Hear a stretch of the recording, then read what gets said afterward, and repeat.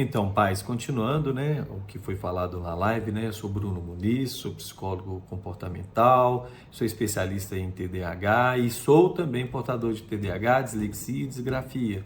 Tive uma infância muito marcada e a minha missão de vida é muito focada em não deixar outras crianças passar pelo que eu passei. Então vamos lá, vou continuando, vou falar agora do tipo do TDAH hiperativo e impulsivo, aonde é marcado uma agitação e uma impulsividade da sua criança. Ela não consegue muito ficar quieta.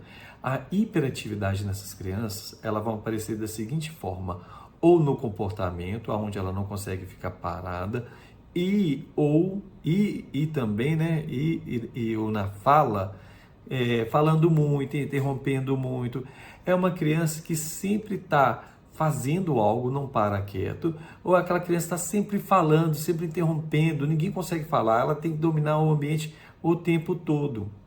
Lembrando que um certo grau de movimento e um certo grau de interrupção, as crianças fazem mesmo, tá, gente? Eu estou falando isso é quando isso começa a se tornar exacerbado. E aí ela começa, né, todo transtorno leva o nome de transtorno, porque ele atrapalha o correr da vida, o caminhar da vida.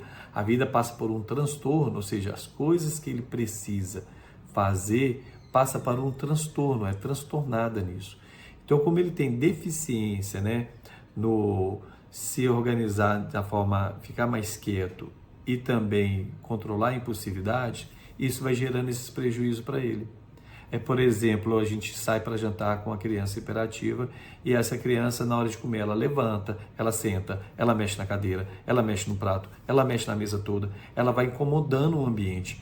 E aí, também como de forma impulsiva, ela tem atitudes que parece que não tem freio. O que eu brinco para exemplificar o tipo hiperativo impulsivo? É como se fosse um carro com motor de Ferrari, com freio de Fusca. Essa criança ela tem muita energia, muita força, ela faz as decisões e não tem freio para fazer com que ela contenha. E aí, como que eu lido com essa criança? Qual tipo de ajuda que essa criança vai precisar, tá? Lembrando, tá, gente? Eu sou TDAH, do tipo desatento e hiperativo também, sofro com as questões ainda do TDAH. Dos problemas do TDAH é que ele pode ser um pouco prolixo, então a gente se perde um pouco, então eu mantenho o meu roteiro aqui do meu lado para mim não me perder. Então algumas vezes eu tenho que dar uma lida aqui. Então, pegando aqui no roteiro que eu escrevi, eu deixei bem claro quais são os exemplos do dia a dia que a gente tem. Então, esse primeiro exemplo eu dei, que é imagina você levando seu filho no restaurante para almoçar, para jantar, e ele não consegue ficar quieto. Ele se levanta a cada 2 minutos, começa a correr, ele briga com objetos, briga com o irmão, ele não consegue ficar quieto. Ou então lá na escola, ele interrompe o tempo todo os colegas. Dá uma atividade, ele faz a atividade correndo, geralmente mal feita, por falta de atenção e tudo mais, e assim que termina, ele levanta e vai e fala assim com o professor: eu vou ajudar a turma, mas na verdade ele perturba a turma toda, que ele não consegue ficar parado, né? A questão de impulsividade, você vê a criança tomando umas impulsividades que ela parece que não calcula o risco. É como se ela fosse um pouco destemida demais. Vai para atravessar, ela sai correndo para atravessar uma rua, ela vai brincar de alguma coisa assim, ela sai correndo para brincar e ela não calcula que ela pode cair do brinquedo, que ela pode pegar errado. Crianças hiperativas, impulsivas, dependendo do grau, ela já chega lá no meu consultório, aqui no consultório com 6, 7 anos, sempre eu vejo assim, uns pontos ali, uns arranhão aqui, só cicatrizes, porque é tão impulsiva que acaba se machucando e se colocando em risco, né? E continuando, né, nessa mesma linha de abordar o tipo e pensar em dicas, eu pensei em algumas dicas a se dar, tá? Pegando aqui do jeito que eu anotei, a primeira dica que eu coloquei foi estabelecer limites claros. Como assim limites claros? Todo TDAH do tipo impulsivo, hiperativo, ele precisa do ambiente para o controlar. Lembra que eu falei no vídeo anterior que o tipo desatento precisa da informação para se organizar, que ele perde a informação? Do tipo hiperativo, ele precisa do ambiente para o limitar, para o dar contorno do que ele espera que ele faça. Por exemplo, se vai jantar, filho, durante o jantar, eu quero que você se comporte assim, assim, assado. Eu quero que você senta, que você fica desse jeito.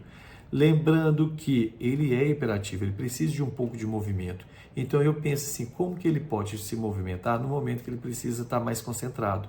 Então eu dou uma certa algo, eu penso, dependendo da necessidade do meu filho, o que eu posso fornecer para ele para movimentar. Vou te dar um exemplo disso na prática da sala de aula. Tem criança na sala de aula que ela tem aquelas bolinhas de apertar, e aí como ela precisa de movimento, ela fica na cadeira estudando, e para ela concentrar, ela fica apertando a bolinha, pela necessidade de movimento, ou então com alguma coisa. Adultos que não sejam por questões de ansiedade, mas por questão de hiperatividade, ele pode ficar fazendo as coisas e balançando muito a perna. Tem uma agitação motora ali para ela poder dar conta de concentrar, tá?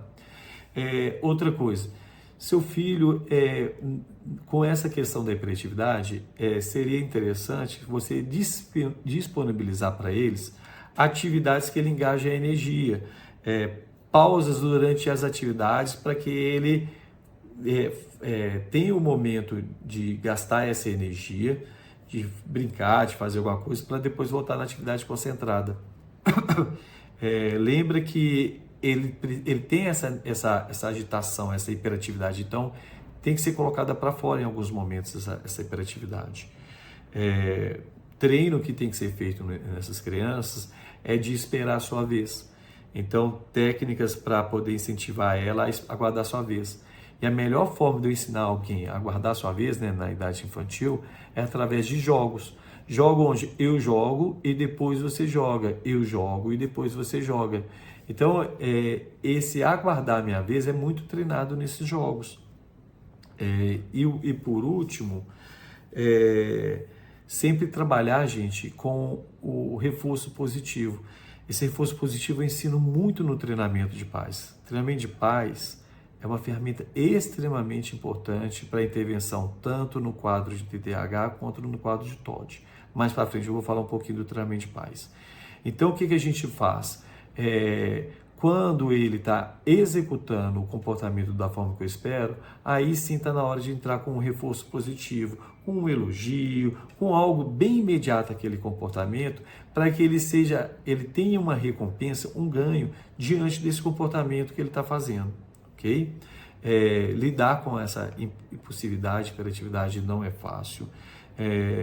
O grupo aqui foi criado para isso, para ajudar cada um de vocês pais, e eu estou à disposição, tá? Para poder fazer o melhor para que vocês aprendam a lidar com seus filhos.